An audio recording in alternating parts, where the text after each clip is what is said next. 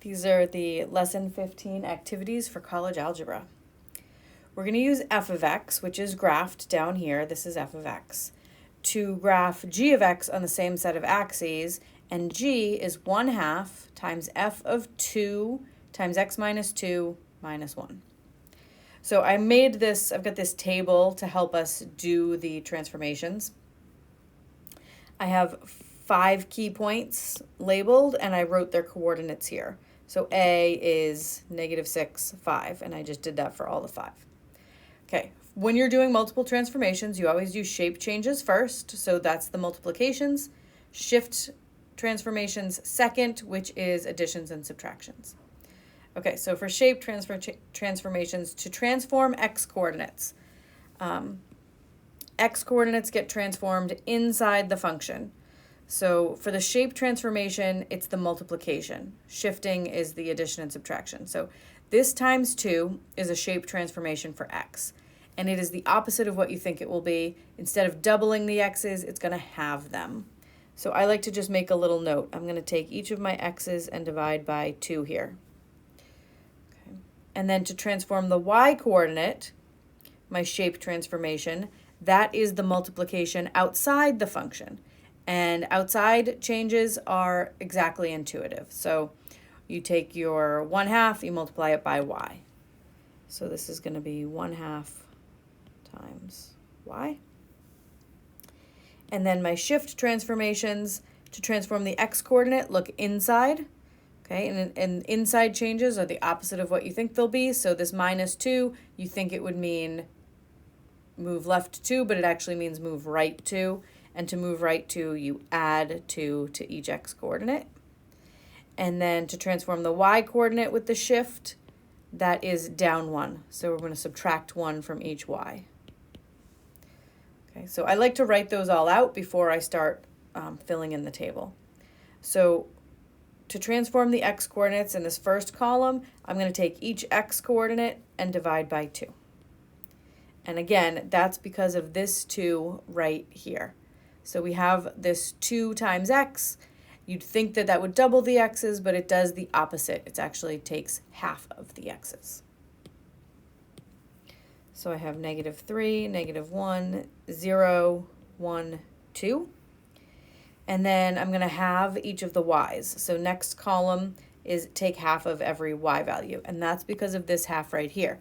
And when you're outside of the function, making vertical changes, it's exactly intuitive. So this looks like 1/2 times y, so we do 1/2 times y. So half of every y, and I get 2.5, 1/2, 3.5, 1.5, 2.5. Then I shift, okay? And I'm gonna transform the transformed coordinates. I already changed the shape. Now I'm gonna take these results and do this to it. Okay, so I'm going to add 2 to every x coordinate from the previous x coordinate column. So I'm going to take my -3, add 2, I get -1. Then take my -1, add 2, and I get 1. 0 plus 2, 1 plus 2, 2 plus 2. And then from my y coordinate column, I'm going to subtract 1 from everything. So I have 1.5, -1/2, 2.5, 1/2, and 1.5. So these are my final points, x comma y. Okay, so there they are written out as points, and we can plot them. So -1, 1.5 is about right there. And then 1, -1/2. Right there. 2, 2.5. 3.5.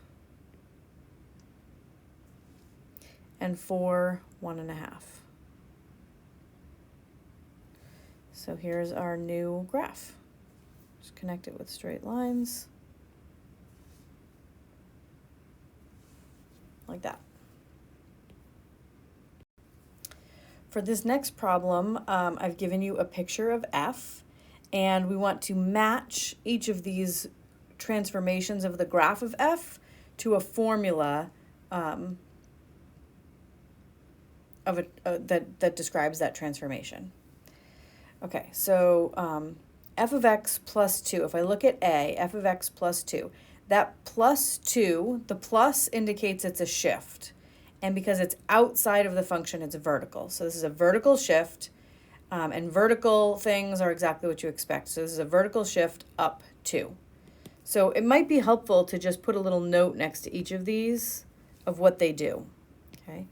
B says f of x plus 2 inside the function. So because it's plus, it is a shift. Because it's inside the function, it's horizontal. So it's going to be left or right. And inside changes, horizontal changes are the opposite of what you expect. So this actually goes left 2. And then C would go right 2. D goes right 2, up 2.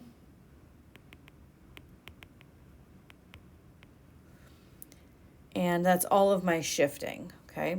So that's all my addition and subtraction ones. For E, we have a multiplication, which means it's going to be a stretch or a shrink. It's outside the function, which means it's vertical. So we have a vertical stretch or a shrink. Vertical things are as expected. So this is a vertical stretch times 2. Okay. But the next one, we have times 2 inside the function. So it's multiplication, which means it's a stretch or a shrink. It's inside the function, which means it's horizontal, and that it's going to do the opposite of what I think, right? So times 2 you think would stretch, but it actually shrinks by a half, by a factor of a half. So this is a horizontal shrink times a half. Okay, and then these last 3 are reflections. We have a negative outside the function, which means it's vertical change, which is a reflection over the x-axis. That would be vertical. So this is reflect over x. Inside is a horizontal change, which means it's going to reflect over y. And then when I have both, I need to reflect over both. And the order shouldn't matter. You need to reflect over x and y. Okay, so now I want to look through my graphs and identify graphs that do these things. So I'm looking for this original graph, but shifted up 2. So let's see, this point right here, if I shift it up 2, would be at -3, 3. So that looks like this one right here. Yeah, and this point would go up to the origin, and it does. Yeah, so I think it's this one is A. Okay. And then for B, we're looking for a left 2. And the window doesn't change on any of these, so this little chunk is going to get cut off when I shift this whole thing left 2. That'll be gone. So I'm just looking for this at the edge, which would look like this. So this one is B. And C would be right 2. This one jumps out at me because it is right 2, but it's also shifted up. So I'm going to skip that one. I think this one looks like it's gone right 2. And it's missing a piece of its graph because I didn't change the window. But this, if you extend that a little bit, this graph looks exactly like this one, but moved right 2. So this is C. D is a both, and I think we identified that a minute ago. It's this one. This went right 2 and up 2. Then vertical stretch times 2. So it doesn't shift at all. It's just going to get taller. So this one is going to go up here. This one will go down here. This will get higher like that. So I think it would be this one. Everything is just stretched, it's just a little bit taller. So that one is E. And then F is a horizontal shrink, so it's going to get squished horizontally, which looks like it might be this one. It looks exactly like this original graph, but I drew it in half the horizontal distance. So this one would be F.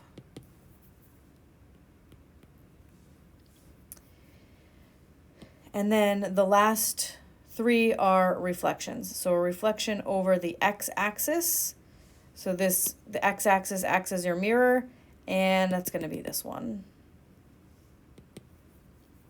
G. And then reflect over y. The y-axis is your mirror, so that would be this one right here. Okay, because this little chunk jumped over here. And then the both would have to be this one. Reflect over x and y, I. All right, so for this one, each of the following graphs is the result of applying one or more transformations to the following. So I have three parent functions here, x squared, absolute value of x, and square root x. So for each graph following, we want to state how the original graph has been transformed and find an equation. So for A, okay, it definitely looks like the parent function is absolute value. It has the same sort of general V-like shape. So my parent function is y equals absolute value of x. Okay, and then my transformation, let's see, it looks like it definitely, this point moved over to -1, 0. So it looks like I shifted left 1. And so my new equation will be y equals, left 1 is inside the function, so I'm going to be inside the absolute value, and horizontal shifts are sort of the opposite of what you think. So instead of doing -1, I'm going to do +1 to move it left 1. Okay, this next one, the parent function has got to be square root x. It looks most like this graph. The transformation, so the parent started at the origin, and the new function starts, looks like at 2, like up 2. So this definitely shifted up 2. And so my new equation will be y equals, up and down are outside the function, so square root x, nothing changes under the square root. To go up 2, I add 2. For part C, the parent function appears to be x squared. And x squared usually has its vertex at the origin, and it looks like we moved that over by 2 to the right. So we went right 2. And to change a function horizontally, you have to do it inside the function, so inside the squaring. And if I want to go right 2, I'm going to have to subtract 2, because inside changes are the opposite of what you expect. Okay, for part D, it looks like the parent function is absolute value of x, but it shifted down 1.5. So my new equation is going to be y equals, so this is a vertical change, which means it happens outside of the function, so outside of the absolute value. And to go down, we just subtract, -1.5. Part E, my parent function looks like square root x. And how did I transform it? It looks like we went, square root of x usually starts at the origin, so we went left 2, up 1.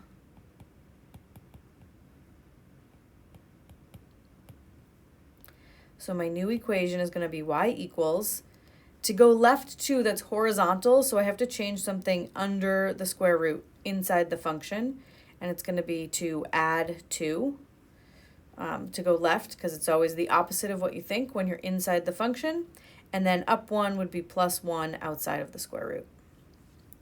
Part F, the parent function is absolute value of x, and it looks like we went left 1, down 1.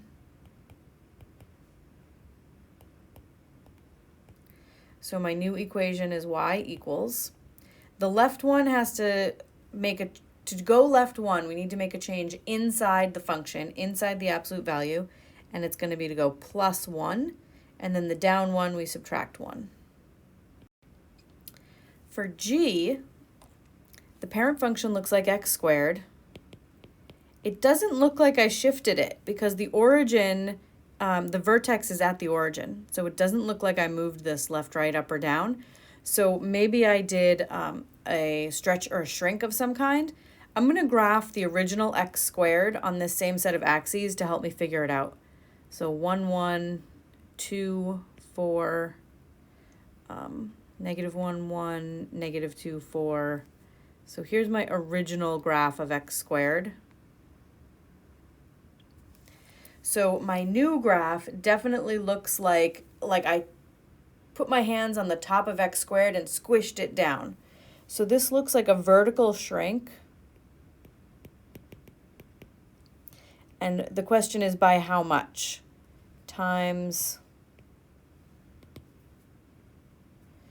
how much? So this 1 now looks like, I don't know, it's hard to tell what fraction that is. Let's use the 4. So when y was 4, now for the same x value, y is 1. So that would be a 1/4 by a shrink times a fourth. And that, I think that holds for the 1 too. That looks like it might have a y value of 1/4 right there. So instead of 1, now it's a fourth. So my new equation is going to be y equals, because it's vertical, it's outside of the squaring, and I multiply by 1/4. You could also visualize this as a horizontal stretch. So you would take x squared, grab on right here, and like pull it apart, and you'd get the new graph. So to do that, you have to say, okay, what happened for the same y value? What do I have to do to the x? So for this old y value of 4, the new y value, the new x value that gives that same y value, it went from 2 to 4. So this is a horizontal stretch times 2. Okay, so my old x value was 2. My new x value that gives the same y value is 4. So we're doubling the x values. And to change the equation to double x values, you have to do it inside the squaring. And it's the opposite of what you think. So if you want to double the x values, you put a 1/2 there. And these two equations are actually the same because 1/2 x squared, you have to square both the 1/2 and the x, which is 1/4 x squared. So either of these are acceptable. They are the same equation. For part H, parent function is absolute value. It looks like this is a reflection over the x-axis.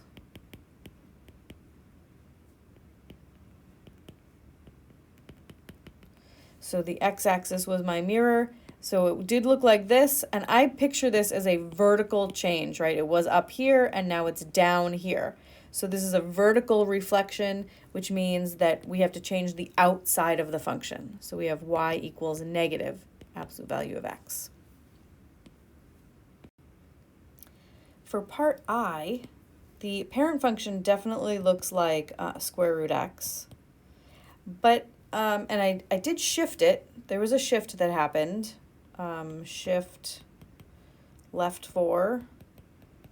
But it also looks scrunched, like vertically it's not as tall as it used to be. So if I just draw the regular square root of x but shifted left 4. So let's see, I'm going to plot square root of x. So 0, 0, 1, 1, 4, 2. Regular square root of x looks like that. So it does look like I squished it. If I move it left 4, it should be this point. And then, actually, I'll do this another color. So I'm just going to take my square root x and shift it left 4. So I land here. And then my point that was 1, 1, move that left 4, and I go here. And then my point that was 2, 4, shift that left 4, and it lands here. So I've got this purple graph. So if I was just shifting left 4, I would get the purple graph. So it looks like I also vertically pushed this down. When I had a y value of 2, now I have a y value of 1 for the same x value of 0. So my 2 became a 1, that's half. So it looks like I also had a vertical shrink times a half. So my new equation is going to be y equals, my left 4 shift has to go under the square root by adding a plus 4, and then my vertical shrink is going to be a 1/2 outside times a half. J, my parent function is y equals square root x. The transformation looks like a double reflection and a shift. Or maybe it's just no, it's not a double reflection. It's a reflection over the x-axis.